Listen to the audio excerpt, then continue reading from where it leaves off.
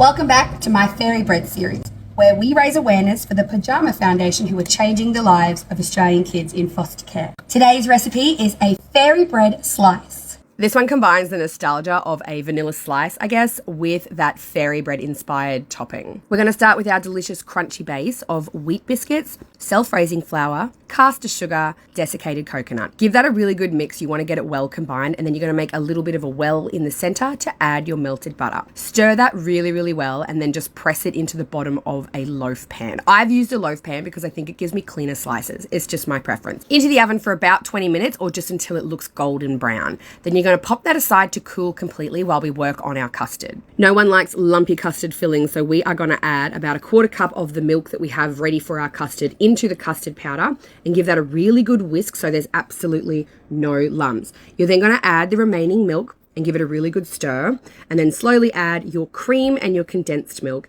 and make sure everything is really, really well combined before you pop it on the stove on a really low heat. Now, while you are cooking on that low heat, you're going to stir it constantly, and then as it starts to thicken, whisk that a little more vigorously. Once it's gotten a nice thick consistency, take it off the stove, and while it is still hot, add in your butter. It's been sitting on the bench. That's the only reason it looks like it's melted. You could put it in while it's still cold. It's just hot in Townsville, okay? And then lastly to your custard, you're going to add some vanilla essence. Look, measure with your heart. We know how this works. I then added it to a glass bowl and left it to cool down a little bit before I poured it onto my base. This just helped it cool down a little bit faster because that saucepan is so hot, and I stirred it regularly to make sure it didn't grow like a weird custard skin.